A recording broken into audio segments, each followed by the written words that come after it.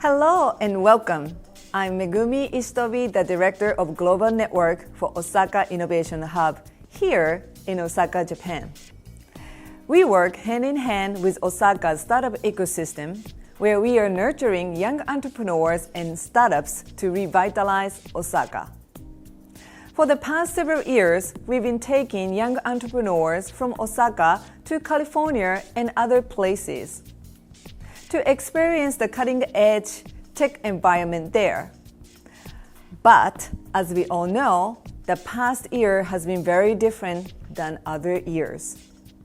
So instead, we chose to bring some California sunshine here to Osaka and to our global network through our new digital event, the NEXTGEN Japan. The event is geared for the digital generation, showing how to turn what do you want to do into a thriving business through technology and positive entrepreneurial spirit. The California sunshine that I speak of is none other than our very special guest, top flight YouTube influencer and entrepreneur extraordinaire, Austin Evans, who will share with us how he arrived at his amazing success. Plus, we have some special bonus coverage about AR and VR at Universal Studios Japan here in Osaka City. So sit back, relax, and spend the next hour with us today, and tomorrow spend another hour with us, seeing others like yourself who are reaching for the stars and creating their dreams too. Welcome to Osaka Innovation Hub's NEXTGEN Japan Tech Trend. Today, we have a very special guest with us to talk about the latest tech, a top flight YouTuber influencer, entrepreneur with over 4 million subscribers on his channel, appropriately named Austin Evans. So, without further ado, allow me to welcome the ever wonderful Austin Evans. Thank you very much. That might be the nicest intro anyone has ever given me before. Austin, it's a pleasure to have you with us today. Oh, well, thank you so much. I wish you could be there in person. Yeah, definitely. Next time. Next time. So as someone who bootstrapped himself and pushed his brand and business into the upper level of YouTube, can you please briefly share with us how and why you got started? And wow. And then in your opinion, what are the most important skills for a young entrepreneur trying to get started? Wow. So you're taking me back. I have been making YouTube content for coming up on 12 years. So yeah, it was very different in the early days, right? I made my first content in 2009. Yeah, 2009. And the space was very new, right? Which gave me a huge advantage, just that I could make a lot of content that frankly wasn't very good in the beginning. And it was fine because if I made a video on some phone, there were like one other video on all of YouTube. That was it, right? So there was a lot less competition. And ultimately the space hadn't really been figured out yet, right? Like no one really knew what was, I mean, at the time people watched like, cat videos or episodes of like TV shows or whatever, but it was very, very much kind of the Wild West of understanding what online content specifically on YouTube looked like, which was a huge advantage for me because I was able to grow with the platform and understand what worked, what didn't, make a lot of stuff that was frankly terrible. You can go back through my older videos and they're not good at all. But the advantage was that no one else was making stuff like that at the time. So it naturally flowed to the top. Obviously, if someone is starting out today, you don't have the advantage because there are so many incredibly talented content creators, and of course the tech vertical and many, many others. And I think one of the things that's most important that is still applicable is the ability to constantly be innovating your thought process on how you create the content. And that might sound really generic, but the same way I did it back in 2009, I do think can be applied today if you're constantly trying these new concepts of you have some video idea or some potential series, and every time you post that content, don't just do it and just move on to the next thing, right? Like look at it, did it do well? Great, why did it do well? Try to understand that part of it And if it failed or if it did sort of mediocre, then try to understand that, which is honestly usually even more valuable to kind of give you that information of, okay, was it the topic? Was it my thumbnail and my title? Was it something about the way I presented the video? Like, there are a lot of things you can learn, but if you treat every video that you upload, especially in those early days, as an experiment to not only see what works well on the platform and on YouTube, but also just personally what you enjoy making, I think that still is absolutely the key to learning and to becoming a content creator in 2021. Yeah, absolutely. To enjoy doing it is really, really the key. Yeah, I agree. Yeah. Yeah, thanks. So now let's dive into the hot topic of the day, AR and VR. For our audience who may or may not be so tech savvy, can you break down the difference between AR and VR? Yeah, of course. So they often get lumped in sort of as the same category, but fundamentally they actually are fairly different types of technology. So augmented reality, or AR, is something which is an additive to the reality we all live in, right? So think about something like you're wearing a pair of glasses and you still can see everything around you, but instead, you may look at a traffic signal and it may give you like floating directions, right? Or you may be able to play some game where you're running around, something like the Mario Kart actually that has come out fairly recently, where you can actually take advantage of the real world camera angle, or obviously it could be on your face too, but you're sort of blending these real world elements with digital things that can be superimposed on. AR has a lot of potential, in my opinion, and we'll probably talk about it later, there's a lot of potential sort of in the future for lots and lots of different tasks. And in fact, a lot of AR, some of these early AR headsets are being used by a lot of corporations and whatnot. So this is something that is already here. You have AR on your phone. Like, there's a lot of this stuff that is already available at the moment, and it certainly has a lot of potential. Now, when you get into VR, or virtual reality, that's where things are a little different. So virtual reality really intends to completely replace your reality, right? So typically speaking, you put on a pair of goggles or some kind of headset, it blocks out the outside world, right? It's really trying to create an entirely immersive experience. Now, a lot of what that is used for today are video games, right? I mean, there are certainly some more like real world practical things, but generally speaking, it's about kind of more that entertainment and that sort of experience to show you kind of like you're in the world, you're able to look around in full like 3D, you can pick up things with the controllers. Like, it's meant to kind of give you a very, very immersive experience. I think they both have different use cases, and AR, I feel like in a lot of ways is easier because you don't necessarily need a lot of stuff to make it work, right? I mean, the AR on your phone, right? There are a lot of apps that can take advantage of things such as AR Kit that actually do a very good job of superimposing things, and it's very practical. VR feels like it's sort of the future of entertainment, but also it's a lot harder to replace all of reality versus sort of add on to the, reality that we live in. Mm-hmm. So thanks. So AR is an additional layer of visual stimulus. Then VR is a completely different visual kind of reality. Is that right? Absolutely. Yeah, exactly. Yeah, thanks. So I watched one of your show recently, and in the beginning, you were jumping, hitting blocks in the Mario Brothers game. We have actually clipped. Oh yeah, there we go.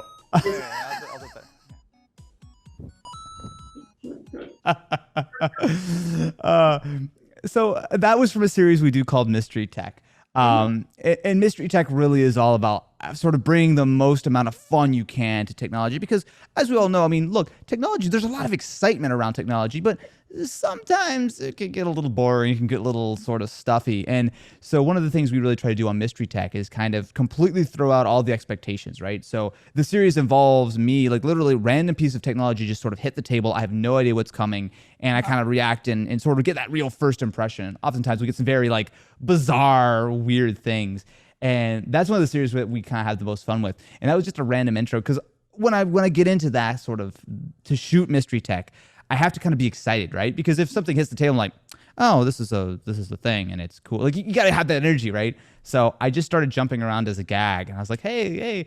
And our editor, Josh, who was phenomenal, he put that entire little graphic together, and when I saw it, he didn't even tell me he was doing it. He just took that whole clip and made it. I was just like, this is so great. This is just such a cool way to start. Yeah, that was fun. And then everybody, Mystery Tech, the box on a table, just boom. And then always I see sometimes like Japanese gadgets, like from Yes. Japan. And then what is the most memorable gadgets actually? I would like to know. Oh man, there've been so many things. So I think we're over 50 episodes of Mystery Tech that we've done in the last 3, 4 years. I don't even know. Yeah, you were We've done in poster also before. Interesting. It was yeah, yeah. yeah, it's been wild. Yeah, we've had some crazy stuff. We recently had it was like this sort of like filtration device. It almost looked like if you played the game Among Us, it's like a big sort of like hood. It almost looks like something you wear on like a spacesuit or something, and it has like a bunch of like filtration things. And I walked around with that, and I have never had more people stare at me in my life. There's just a lot of bizarre stuff. We like to have fun with it, right? As you've probably noticed, it's not always the most serious show. Yeah, I watched that. Yeah, it was very interesting. Yeah. But going back to the Mario Brothers, is Super Mario Brothers one of your favorite games? Yes. So I will say I have a deep attachment for Nintendo. I mean, look, I don't think I'm exactly alone here. This is not a unique point of view. I honestly spent a lot of my childhood actually growing up with things like Pokemon, right? Like that was huge. Still to this day, I absolutely love it. But it's hard to get away from just how iconic Mario is.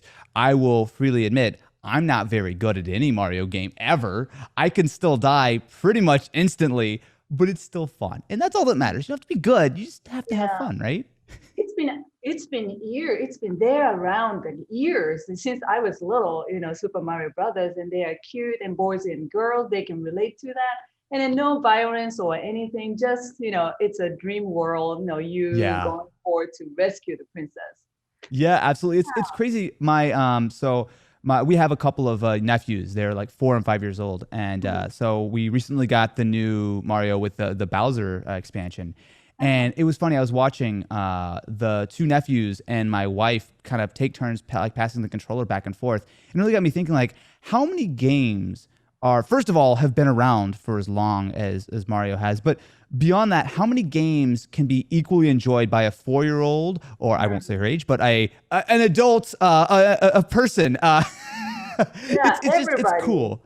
Yeah, everyone loves it, right? And it's rare to have that kind of longevity in the space, but also to still be making unique and innovative games that, I mean, can just be enjoyed by everyone. It's very cool. Yeah. So regarding Mario Brothers, here in Osaka, Universal Studios Japan is launching Super Mario Nintendo World. Oh, I'm so jealous. I'm on the wrong side of the world. So having seen the promo clip of Super Nintendo World, what did you think about the Mario Kart roller coaster with people wearing hats with drop-down visors? It looks amazing. So I love going to theme parks, and I feel fortunate that I've gotten to try a lot of different kinds of rides. And obviously over the years, technology has become more and more prevalent in these things, right? I mean, you think about the old school days of like, Disneyland, where everything was completely animatronic in like the 1950s and 60s and whatnot, and how it's evolved. And I've tried some interesting things, right? So like I've done things like a VR roller coaster, which was sort of like, I think it was using like Samsung like Gear VR or something a few years ago. But essentially you would get on the roller coaster, but you would have a VR headset. Like there have been different ways that sort of the technology space has sort of expanded. But having something like that full AR experience of what's happening over at Nintendo, it's very, very cool. Now, I haven't tried it. I'm not fortunate enough to have done it yet. But from what I've seen, it looks incredibly cool because it's really mixing one of the only, I don't want to say downsides, but one of the only like sort of limitations to AR traditionally is that because it's an additive thing, it does kind of limit, right? Like with VR, you can completely take over your entire sort of space, and especially when you get the controllers, like it's very immersive. AR is typically a little bit more, it's not quite as flashy, it's not quite as sort of intense.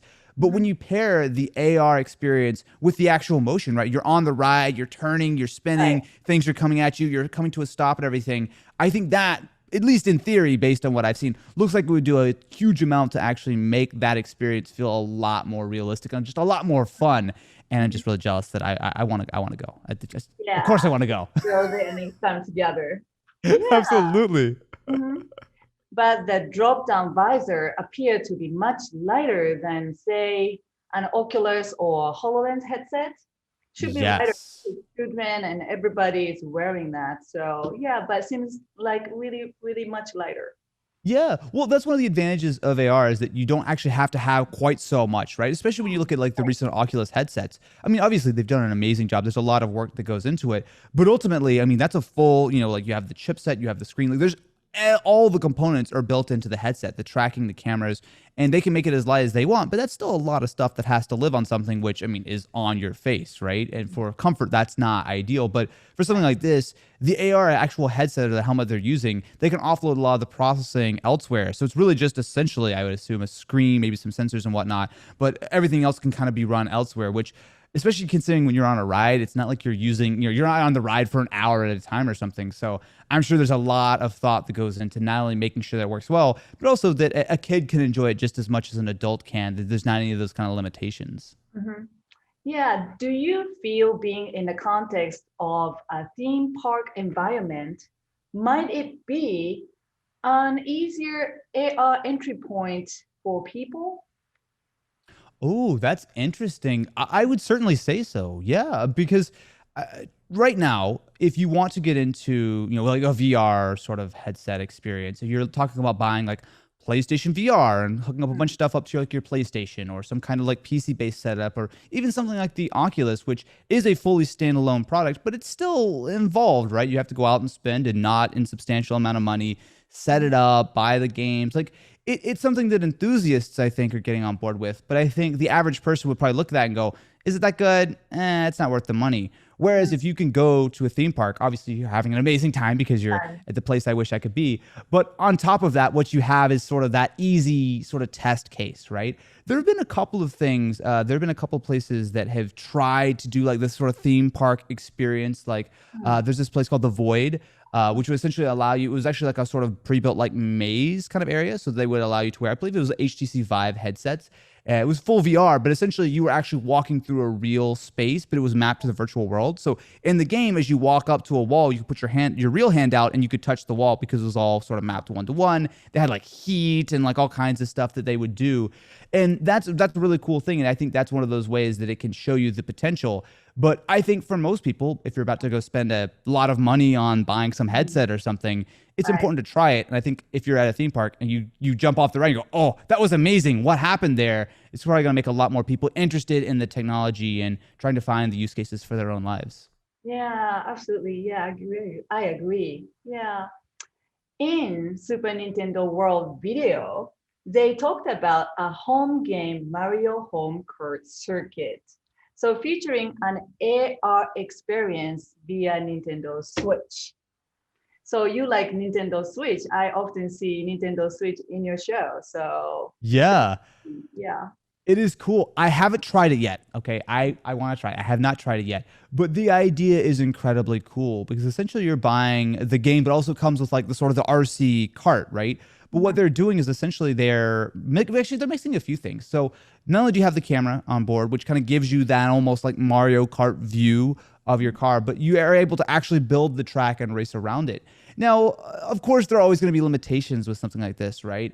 There's a lot of stuff there's a lot of processing going on. The Switches obviously have to do a lot of the heavy lifting. You have to create the track and have the space, but it's an incredibly cool way of making a little bit of a different style of game because everyone loves Mario Kart, right? And I think that's something Nintendo has actually been doing a good job of. You look at something like Labo, right? Whereas they had obviously a lot of different things that you could craft and it kind of has that element, but they even had like a VR sort of setup that you could use with the Switch. Mind you, of course, the VR is not really optimized for the Switch experience in VR and vice versa, but it's cool to see Nintendo kind of pushing the envelope and trying to bring out these interesting new kind of pieces of tech, but in a much more sort of attainable way, right? It's not like you're going out and buying all this insanely expensive hardware and cables and you have to have a lot of technical experience in traditional Nintendo fashion. They make it fun and easy and you can get a taste of what this thing could be as obviously as the years go on, it will get better and cheaper and easier to use. Right. So did that look like something you feel might catch on, gaining mass appeal? Yeah, it does feel like specifically with the Mario Kart demo, it does feel like it is a little bit more of a niche thing because it's not like you're going to buy the game in the car and you're going to use it for multiple things, right? It's really just like it's a package for a single title. But the idea and the technology behind that certainly could be expanded out, right? I feel like a lot of times these are experiments. A lot of times it's trying a thing. And obviously it looks incredibly fun. But you can certainly imagine what if there was a drone version of it, right? Where you're flying around or something. Or there's a lot of other elements that once you have the technology, you have the cameras and the streaming and the processing and kind of the algorithms to sort of put together your racetracks or whatever, you can really expand that out, especially as future versions of the Switch or whatever are more powerful, can handle more graphically intensive workloads. Okay, thanks. So now I know you are also a big fan of Pokemon. Yes. How did you get hooked on Pokemon, and what is it that you love about the game? Oh, you got a good question here. You're going straight to my heart. So Pokemon was huge. I mean, I feel like everywhere around the world, but especially when I was growing up in 1990, what was it, 1999, something like that. It was everywhere, right? Everyone at school played it. Everyone had the Game Boys. You were trading. You were playing the Pokemon card game. And for me, as a kid, I mean, that was a very formative time in my life, right? I mean, it really sort of imprinted itself as like, those were the first games that I actually really got into, right? Because before we had, played games and, my dad had a PlayStation I was able to play and whatnot, but those were all kind of like the family games and, we were sharing it. But the Game Boy was the first thing that was mine, right? That was the first game. And there were years there where like me and all my friends, all we did was play Pokemon, the game, watch the show. I mean, it was everywhere, right?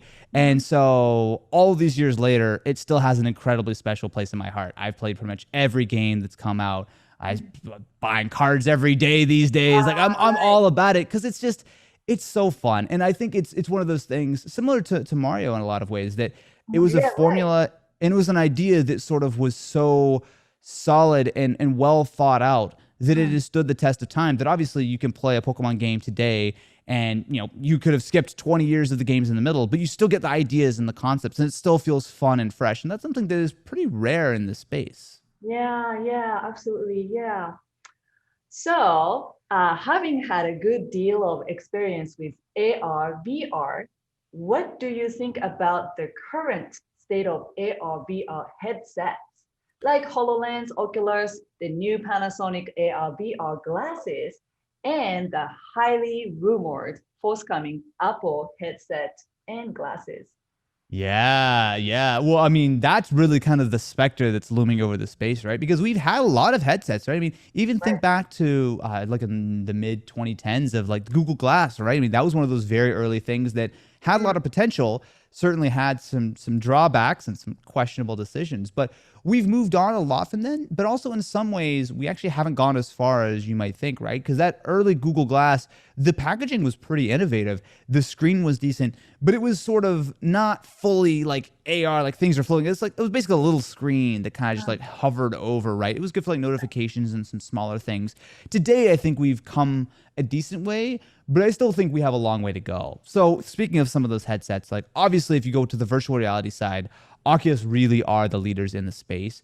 You look at something like the new Quest 2, and they've done a lot, right? Like I think that's probably one of the better headsets just to sort of get, almost anyone could sort of be recommended because you can connect it to your PC, you can get the full VR experience, play all these titles, or you can use it completely untethered. It has all the tracking, because obviously with some of those early VR headsets, you had to set up like some sensors everywhere, you had to have cameras, there was a lot involved, you're like dragging cables around, like it was cool, but it was very much an enthusiast kind of thing. And I think that the Oculus Quest has kind of opened up that to a much wider range of consumers.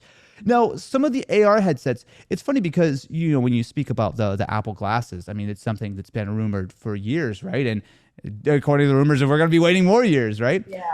But it does seem like it would be a natural fit for Apple to look into, right? Now, a lot of the rumors at the moment seem to indicate that the first version of this might be an incredibly expensive VR-focused headset with incredibly high-resolution displays. And that's important for virtual reality, right? Because the more resolution you can put, the more fidelity you can put into the worlds. Even the very best of the VR headsets that you can purchase today, they look good, but you're never going to, for a second, forget that you're in a game world, right? I mean, it's nowhere near that actual fidelity that your eyes can sort of resolve in the real world. And supposedly, this Apple sort of glasses device will actually have much closer sort of resolution in the displays and fidelity and supposedly processing power as well to bring us a lot closer. But it's always easy to talk about could be and will be and waiting, right? It's kind of easier to look at the stuff that's out right now.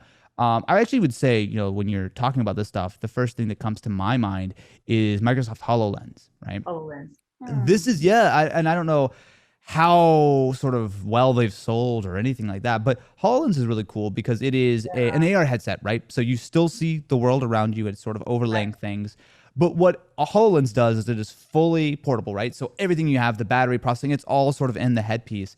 And it's a thing that while it's available, and I think a consumer could purchase it, it's really meant for hobbyists and specifically a lot of companies, right? Like I know that some companies use them for like when they're building jets, you know, they're pulling up the instruction manual on the HoloLens and you're swiping through. And, you know, things like with the HoloLens, you can have like a web page up and you can pin it to a real world location. Like I remember I tried one of the very early versions of HoloLens and it was really cool because when you step in the room, it kind of builds the whole map out so it knows where things are. You could be like, you know, you take a web page, you put it up on a wall, you're scrolling, you walk around, you come back and the web page was against the wall where you left it, right? Still an early version of the technology, but a good sense for what AR can do. So yeah, I think the space has potential and it's certainly useful in some cases. But you imagine as the screens get better, as the processing gets better, as the tracking technology gets better, there's a whole lot more that will be possible. Yeah, that's right. So, okay, let's turn to the topic of how AR and VR are being used in mobility. And what's your view on the entire autonomous vehicle industry? Pros and cons? Yeah, well, it's interesting because the technology is certainly evolving very quickly, right? And I mean, pretty much most, I would say most new vehicles have some form of assistance. Most of it is kind of more centered around safety, right? So, you know, the car might brake for you automatically if the car in front of you is slowing down or someone walks in front of you. There's things like lane centering to kind of keep you in there. But then there are also the more advanced systems that can actually turn the wheel for you, right? If you start to go on one side or another, obviously stuff like radar and whatnot can help you kind of keep the correct speed up. And then you look at some of the more advanced technologies that are either coming out now or available that can not drive the car entirely, but when you're on something that's a little bit more of a controlled space, such as like a freeway, can do mostly everything, right? And as we see these things evolve, there's certainly going to be some speed bumps, right? It's not going to be something that is just going to work, right? Because I think not only do cars need to be as good as people before people trust them, they need to be far, far better than people, right? Because I think any problem that you have in a self-driving vehicle that you're not controlling, you're going to be much more upset. Like if I'm driving my vehicle and I make a mistake or I'm drowsy or whatever, that was my fault. But if I'm trusting my life, my family in a vehicle, the level of how good that is, I think, is going to be much, much higher. So there's certainly a level. Nothing is ever perfect. There will always be, you know, something. But I think the bar for this to become very popular and very kind of common throughout is going to be high. So even though when the technology becomes good enough, I still think there's going to be multiple years where people need to build up their trust, and that good enough needs to be 10 times better than human, or 20 times, or 100 times better before it really becomes absolutely commonplace. Yeah, that's true. And it's still, I feel, a long way to go to implement it, to be implemented in the society, the regulation and everything, infrastructures, everything has to be worked out. So it'll happen. I just think some people get a little too optimistic that's gonna, you know, 5 years from now we'll be in flying self-driverless cars. Well, it might be a little longer than that. Yeah, they are talking about also flying cars.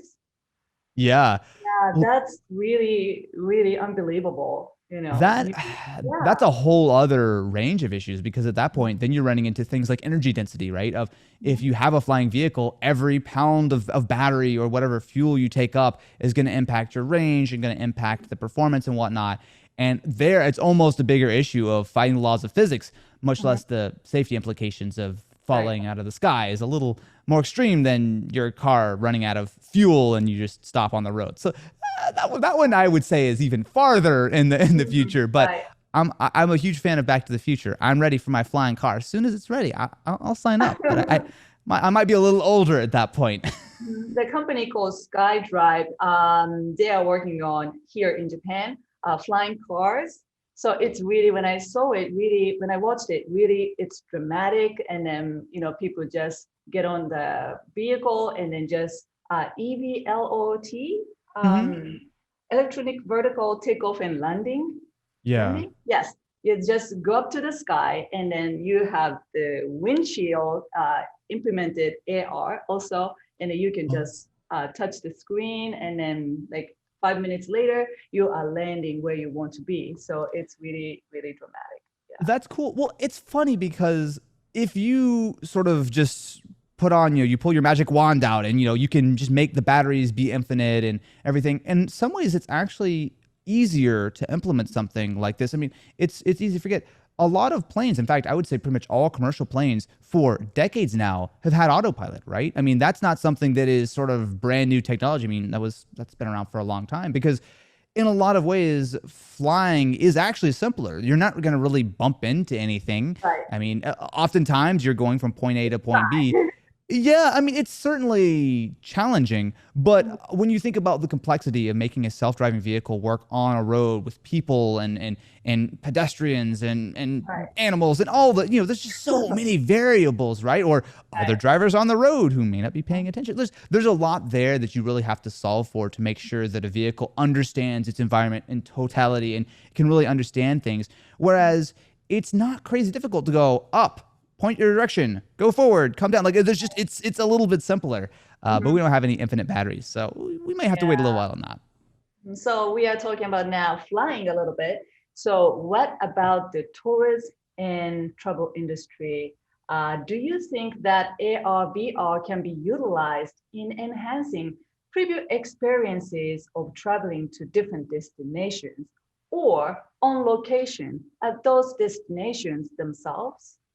Yeah, well, certainly, specifically, I think VR, I think would be a good analogy here of the ability as VR headsets get better. You can imagine you put the headset on, right? And you're experiencing a location and the same or very similar fidelity to if you were there in real life. That's a powerful thing, right? Imagine you put the headset on and you're instantly transported anywhere around the world. Right. That's one of the powers. And that's been actually, I mean, this is not like a brand new concept. There's certainly been things even back to Google Cardboard, which is a very, very early version of VR, as the cardboard name implies. You look at something like that, that was one of the main sort of things. They would like give it out to schools, and kids would put on the headsets and they'd be able to look around the savannas of Africa or something. And it's incredibly cool, but that's one of those things that, again, the technology really needs to be there, because it's one thing to kind of see like a little bit of a blurry view, but you could also just go on like Google Earth and see something that's not wildly different, right? The ability to really fully immerse yourself is one thing. Now, as far as when you actually get to location, if you're, a tourist, right. I mean, this is also something that's not particularly crazy, right? I mean, I've certainly been on many tours where, they'll give you like a headset and there'll be like a guided audio tour, or you can kind of like watch a little video when you get to an exhibit or something.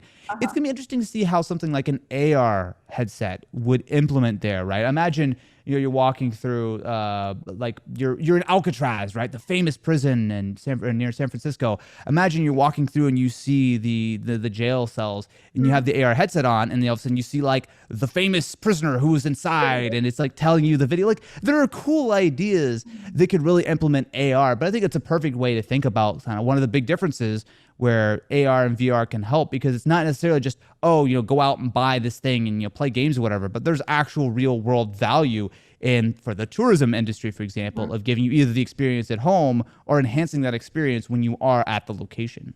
Right. So now I'd like to tap into your wisdom by running through a few entrepreneurial questions with you. Okay. I'll state a topic and then pose a question. Is that okay? Absolutely. Let's do it. Okay. So number one, working solo. What kind of mental attitude do you need? Oh, that is a very good question. So for context, I was a completely solo YouTuber for 8 years, 9 years. Wow. It was quite a while. I think there are a few things that are important.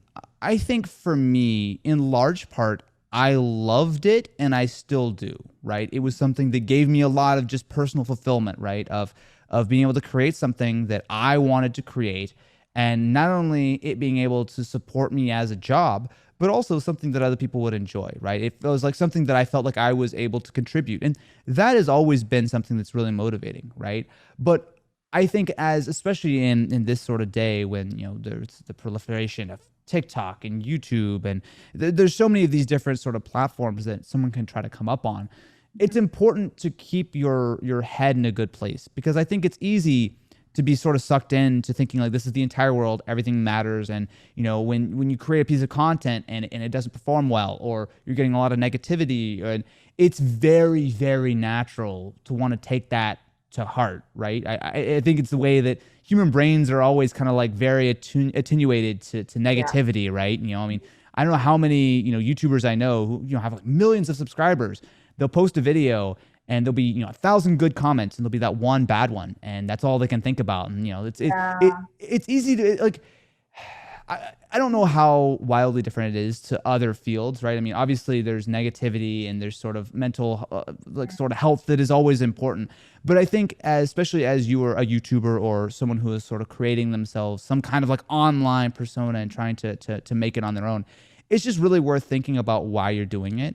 And would you do it if there was no monetary component? Would you do it just as fun or just as a hobby? Because I think if the answer is yes, it makes it a lot easier that when you have a bad day or some things go wrong, you're still doing it because you enjoy it, versus I got to pay the bills, I got to pay the rent, which obviously is important, but it gives you a different sort of spin, and it helps to kind of keep you fresh year after year as you're trying to create new content. So yeah, it's a challenge. There's no easy answer, I guess, but there's a lot of things to consider. And I think trying to keep your head right is absolutely first and foremost, because you'll burn out, right? You'll try to do it. You'll be working hours and hours and hours, and you feel like you're not going anywhere. You got to keep yourself in a really positive attitude in one way or another. Okay, thanks. So in building your team, this is the second one. So how do you know when it's time to get help?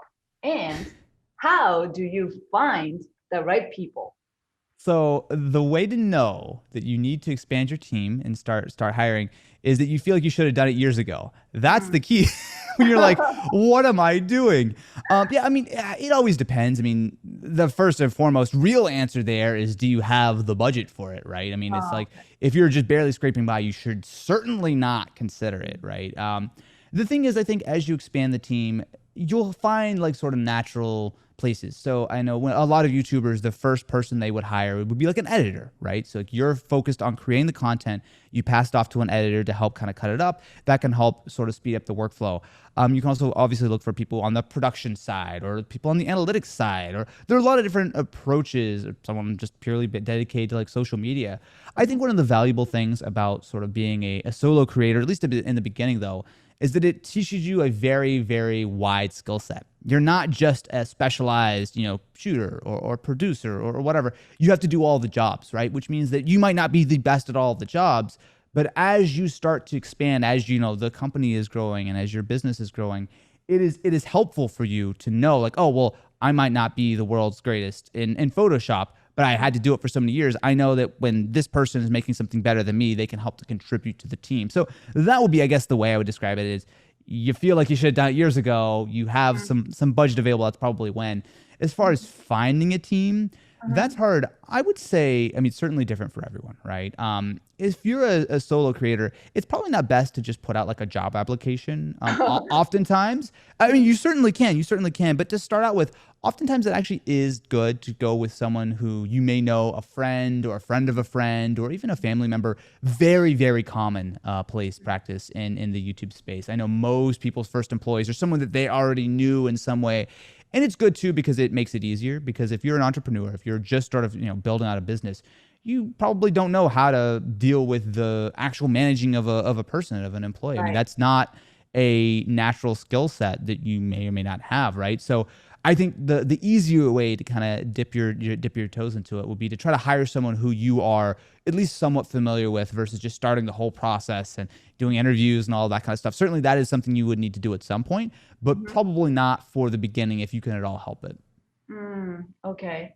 But to find right people and then to be understood, yourself and share the same dream, or to have same goal. And yeah, definitely start with maybe close friends or who are in the same industry. Yeah, that's Yeah. true.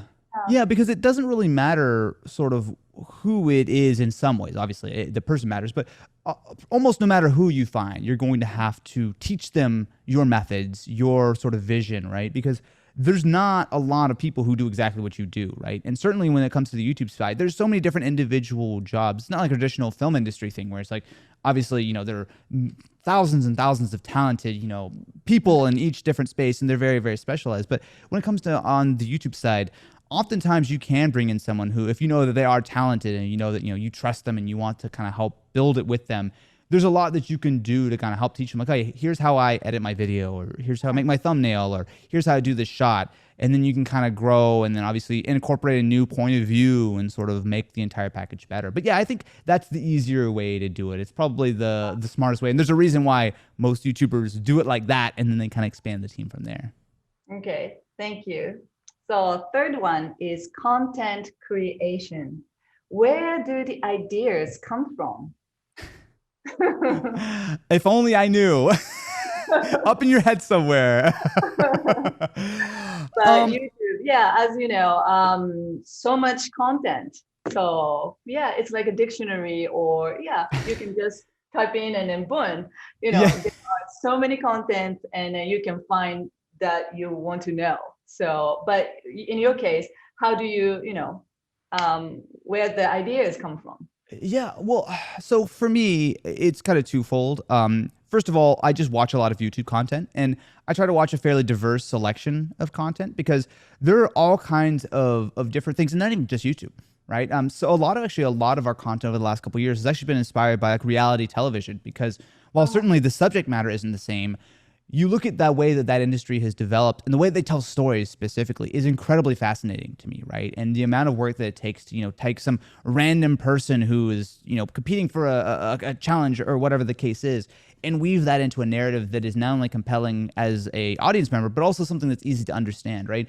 That's one of the places that I personally taken a lot of inspiration. But I think if you are someone who is aspiring to be a content creator, even someone who is already, you know, creating content, it is worth spending a lot of time thinking, right? Not just shooting, not just like jumping right into it, but thinking about the content, thinking about the ideas, and thinking about it as like an entire piece, right? Not just like, oh, it would be cool if I go to check out the Mario ride or something, right? Like it's not, I mean, certainly you can make that video. It will probably be very popular, but it's worth kind of thinking about it as a whole, right? Of like, what is not only the idea, but is that idea interesting enough for first of all, an entire video, right? Like, is it going to hit the amount of time that you're aiming for or whatever?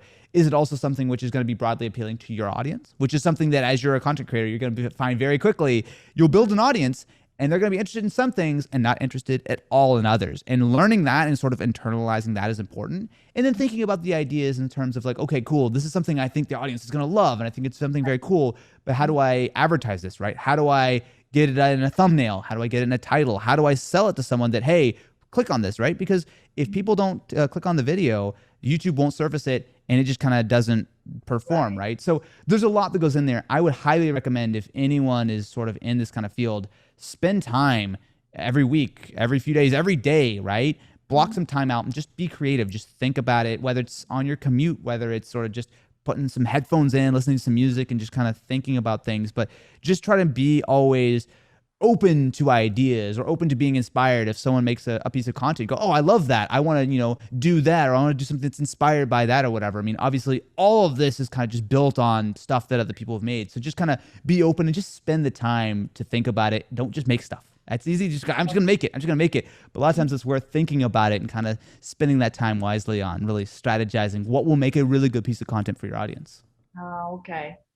Thank you. So next one is difficult one for me, staying focused. So how do you stay on track? That's so hard. Yeah, it is. It is, especially in these days, right? There's so many distractions. There's your phone going off. Phones. Yeah. Absolutely, right? So yeah, I think it's hard. It's like you need to make sure, if you're a creative person, I feel strongly that you need to make sure that you're in a good headspace, right? I don't think very few people can just sit down and come up with something creative just routinely every day, 8 hours a day or whatever. Like, I think you need to have the right sort of attitude. You need to feel inspired. You need to kind of feel good to create the best stuff, right? There's certainly structures that you can put into place, especially once you get to a scale like us. I mean, there's just so many videos to make. Sometimes you just kind of have to go through the motions at least a little bit. But I do think it's important to try to find some kind of balance and find some kind of schedule. I think it's just helpful to kind of make sure that you're trying to stay on point as much as possible. But it's hard. I think it's one of those things that you just kind of have to have discipline and kind of keep yourself from watching one more episode of Netflix in the morning or whatever the case is. Like, no, it's time to get this thing done. I'll reward myself by opening some Pokemon cards tomorrow night or whatever the case is. Yeah, it's time to work. And then Yep. nowadays, when you touch your phone on your desk, it's over. For me, It's over. Yeah, so it's really hard. But when you really, sometimes you can't really focus, and you get sleepy, or you just can't kind of focus. So what do you do when you can't focus? You It depends. go out or exercise? Yeah. I try to reset, right? I try to take a walk. I try to, try again tomorrow, whatever the case is. I feel like once you kind of hit that brick wall and it's not coming, it's worth it to try to change something up, to kind of give your brain some new stimulus and think in different ways. I do think it's something that you can kind of teach yourself though over time. I remember in the early days, it was tough for me to, sit down, and I used to like script all my videos, right? So sit down and like write a whole script, and I wasn't feeling it. I think though over the years, it's pretty rare for me if I have to, I know that today I need to write up this video or I need to do this research or whatever. I feel like it's been enough time that I can just kind of sit down. I will usually listen to music. I will kind of try to zone everything out, carve out an hour, like, oh, don't bother me. I'm working, and really try to focus on the thing and the task at hand. So it's certainly something that you can learn. I was not always like that, but for me, it's always been valuable to try to get rid of distractions. Again, music is good. And then just try like a little bit of a change of scenery, a change of pace, just something to kind of help trigger your brain and be like, okay, cool, I'm leaving this stress behind, or I'm leaving this behind. And I'm just kind of trying to open myself up to these ideas, or just being focused on kind of getting something that's important done. Right. Okay. Thank you. So next one is surviving disaster and adversity. So how does a young entrepreneur develop the strength to keep going? Ooh, I'm that's a sure big you one. had disaster in the past in your career. I most certainly have. Yes. It's difficult to prepare for things like that, right? So a number of years ago, I had a house fire and essentially had to kind of restart, right? I had to get all new gear, all this kind of stuff. And it's one of the things where if you have the passion, and I certainly did and still do for what I did, it didn't ultimately matter. It obviously was unfortunate and it was not fun to go through, but I knew that I was doing what I loved to do, right? I had done it for a few years at that point. It was already my job. It was something that I really did love. And so from that point, it was just a matter of just continuing and just trying to kind of, What you love. keep going. Absolutely. Yeah. And it's like, I think if you will certainly, I think anyone who does this for any kind of extended period of time, you're going to run into hardships and struggles and issues and disasters. There's going to be issues along your way. And there's no shame in if something goes wrong or whatever, there's no shame in walking away. Absolutely none at all, right? I mean, that is something that so many people do, right? And that's completely fine because this is not for everyone, right? But I think if you're one of the people who find yourself when you're faced with these kind of struggles, continuing and finding that kind of urge to find a way to push through, I think that will tell you a lot about yourself and a lot about kind of your passion for your craft, right? So it's different for everyone. There's certainly no right or wrong answers. And obviously lots of people go through incredibly traumatic and difficult times. But I think it's a lot of it you can almost kind of learn from your own reaction to these situations on what it means to you and what you see your future looking like. But yeah, I mean, it's tough, right? I mean, it just things happen and it's outside your control sometimes, or sometimes it was up to a mistake or whatever the case is. But yeah, it's tough. It certainly can be tough. You mentioned your house got burned, and I watched that video too in the past. And in that time, you had friends and then tech community really, trying to support you, and then they really supported you. And I was really, touched by watching the video. And, Jonathan and Lou came out to your, how dad's house, and then they surprised you. And yeah, then the last one is community building.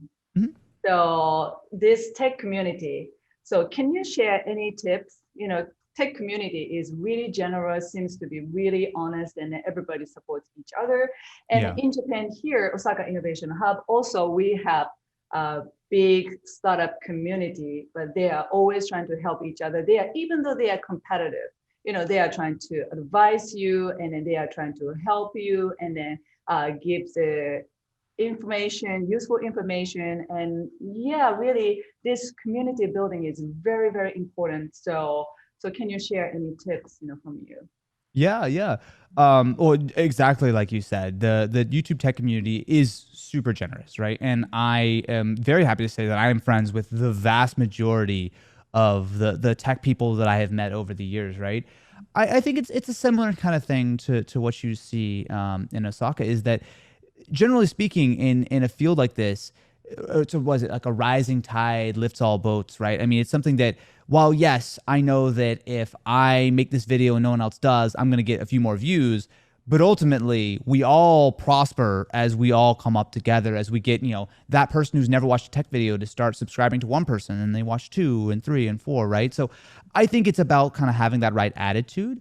And it's ultimately about being open to collaboration, right? That was certainly a huge part of the way that I was able to, again, like After the Fire was one, but certainly just over the years, making content with people, being friends with them. There's a lot that can kind of benefit everyone involved. And ultimately, and just on a personal level, if you are, spending a lot of time creating content and that's your whole life, it's sometimes difficult to have a conversation with someone who might not understand it, right? Whereas it is very easy when you're talking with another content creator to talk about, like, oh man, the click-through rates on videos, or there's a lot of stuff that I think is very naturally kind of shared. And so yeah, it's one of those things where if you have a community of people, worldwide or local, whatever, who are doing the same kind of thing that you are, it is absolutely worth it to try to be involved in that, whether it's, by participating in events or just by, reaching out and doing collaborations or whatever, because ultimately that benefits everyone. And as you're able to kind of know more and more people, your network will grow, and then, opportunities will come up, and,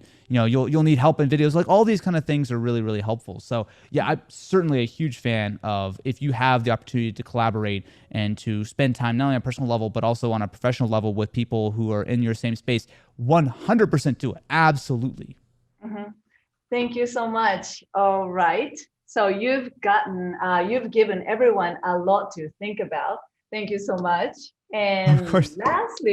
Lastly, if there were one thing you could share that would inspire young people, what would that be?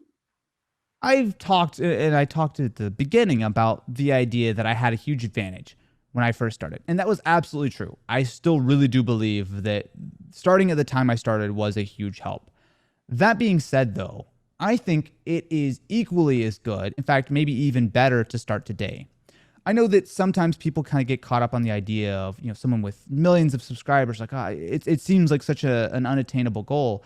But the thing is, with the way that something like YouTube specifically is set up right now, you can start from nothing. And if you are talented, if you know what you're doing, or alternatively, if you're open to learning what to do, and obviously you can be inspired by all the people who have come before, who have learned what works and what doesn't, kind of try to emulate yourself on the things that work and kind of put your own unique spin on it. I absolutely think it is 100% possible to not only start your own business, start your own channel, but for it to thrive in a way that it would have taken me 6, 7, 8, 9 years to reach. I really do believe that, because more and more people are online every day. It's easy to forget. More and more people are watching YouTube. More and more people are watching tech videos. And every time that new person comes on, they're coming in with a completely blank slate. They don't know the Linus Tech Tips or the Jonathan Morrisons or the Unbox Therapies of the world. And you can absolutely be that first sort of gateway in, right? It certainly won't be like you post one video and suddenly you have 1 million subscribers. Overnight. Absolutely. But the thing is, I think that there's so much potential. But the only thing to be aware of, there's a lot of potential, but the bar to reach that potential is very high. You need to make very high quality stuff. You can't, like, if I posted the videos that I did in 2009 today, I would have no views and no one would care, right? Like the bar has been much more highly raised. So that is the downside, in that you do have to really bring something which is unique or different, or you need to execute on a higher level. But there's still people who do that. There's still unique perspectives and unique voices in the room that can really add to this kind of stuff. And there's absolutely space, I've seen it time and time again, for new people to come up today, tomorrow, a year, 2 years in the future, whatever the case is 100% possible. So if this is something that you're passionate about, if this is something that you really want to do, if you have a unique voice, perspective, or an idea, I would absolutely say, give it a try. You're probably not going to get it right first try, or second try, or fifth, or 10th, or 30th try. But as long as you're trying to learn from each failure, each success, and constantly iterate and sort of improve yourself and better yourself personally and professionally, then the world is yours. Just let me still make videos too, because don't put me out of business, please. But, we can all coexist happily together when some kid blows by me in 3 years when he starts making videos. Wow, great advice. Yeah, just do it. Not too much thinking, and then just do it. I've been Osaka Innovation Hub. We've been interviewing entrepreneurs and startups here in Japan. But I realized and I noticed almost everybody, entrepreneurs, they say in an interview, let's just do it. If you are thinking, just do it. And then if you fail, or if you have difficulty, just keep trying. That's it's a common, everybody says same thing, and then you say same thing. And that's, I think, really, really universal. Yeah, great advice. Yeah. Absolutely. There's nothing wrong with failure, right? I learn far more from a failed video than I do from a successful one. Absolutely, right? It's just a matter of don't try not to take it too personally. I think it's easy to do. I mean, I think people as a whole, if you make something and you love it and you think it's great, and people don't necessarily agree, that's always difficult. But I think what sort of separates the good from the great creators out there are the people who can really take that criticism or take the failures and really understand why that went wrong, not to take it too personally, not to get upset. I've certainly done that many times, right? I've certainly made videos I loved and it didn't do well, and I feel terrible because you invest yourself so much. But if you can sort of take the learnings that you can from successes, failures, no matter what, it will truly serve you well. I think it's a skill that is very much worth trying to get used to and to build up, because there's a lot to be learned if you have your eyes open to see it. Right. Thank you so much. Great tips. I'd like to thank Austin for sharing his precious time and energy and wisdom with us. So thank you so much for having me. Yeah, please check out his YouTube channel. If you search Austin Evans, it'll pop right up. I certainly hope so. And I'd also like to thank his team, your team, especially Ken. Hi, Ken. Thank you so much. He's just right up here. And at this end, our production team, FunMake, Executive Director of OIH Nai Nakamura, Universal Studios Japan, and all the other people who helped to make this a success. So thank you so much. Well, thank you so much. Oh, thank you for having me. I really appreciate it. This has been an amazing experience, and I cannot wait to come and see in person, because you got some cool stuff going on. I want to try.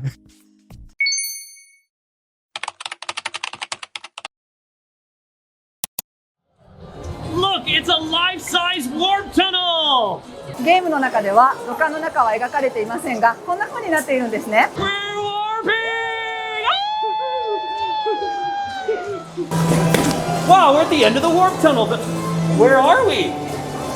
Oh, it's the Peach Castle lobby. ここがピーチ城のキャッスルのロビーです。 Look, there's a picture. Let's take a look. わお！あ、いろんな角度で見る角度で絵が変わりますね。あ、ここにクッパジュニアがいます。 It looks like he's having so much fun. わお！ Hey, look, there's another one over there. あ、本当だ。Hi everyone, I'm Megumi Istobi from Osaka Innovation Hub, and we are here at USJ because once again they are innovating, bringing AR into the theme park world. Hi, I'm Justin Patterson. Yes, Megan, you're absolutely right. Universal Studios Japan is using the incredible technology of AR to further enhance our experiences with the characters and the sets here.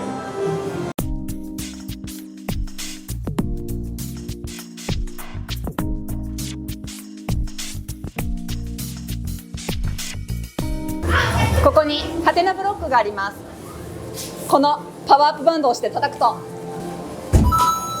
このようにコインがこちらにカウントされます。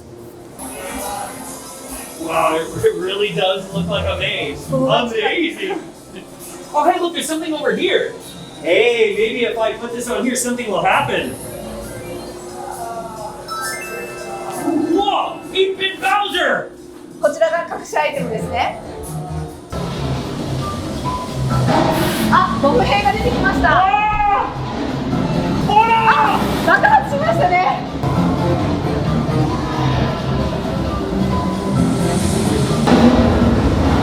あー、なんかすごいですね。だんだん小さくなってきた気がします。Gosh, I feel like we're shrinking. What's happening to us? Oh, we're getting smaller. なんか小さくなった感じがしてきました。あ、こんなところに大きなハテナブロックがあります。Wow, look at this huge Hatena block. Are you thinking what I'm thinking? I know what you were thinking. Let's do it. Yes.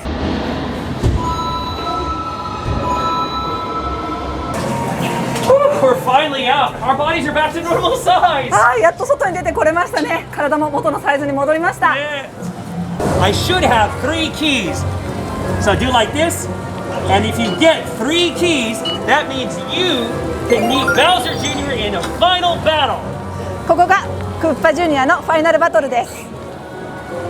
Alright, this is how Universal Studios Japan is putting to use some of the latest, most innovative technology. You just jump into this block here, and your shadow appears on the screen. You control your shadow to play as if you're actually in the game. I'm gonna do this now!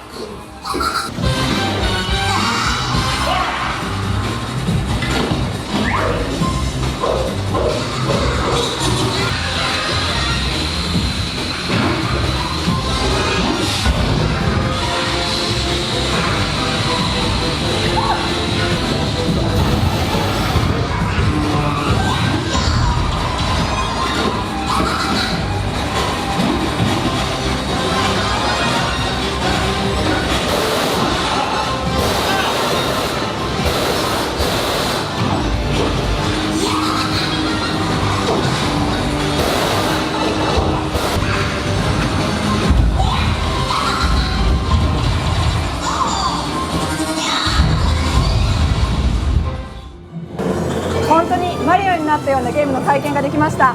Yeah, I really agree. I felt like I became Mario. It was a lot of fun and a good workout. Yeah. Guess what's in here? That's right, Mario Kart, Bowser's Challenge. Team Bowser is ready to race, so let's go! Let's go! この中はマリオカートがあります。それでは行ってきます。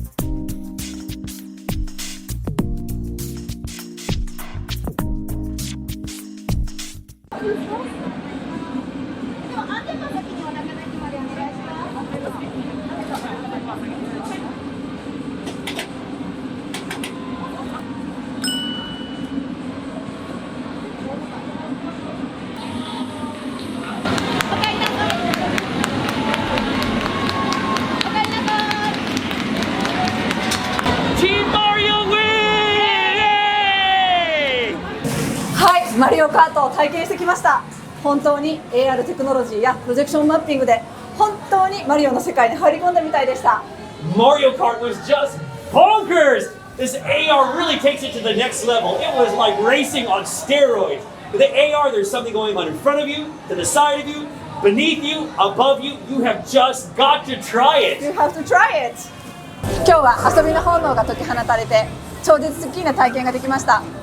童心に帰ってマリオゲームを楽しむことができました。That's absolutely right. If you're a kid, you will love this place. If you're not a kid, you will still love this place. You have to experience it for yourself because it will definitely bring out your inner child. So, for all of you kids, all of you adults, and all of you Mario lovers, see you in Osaka! We are Mario!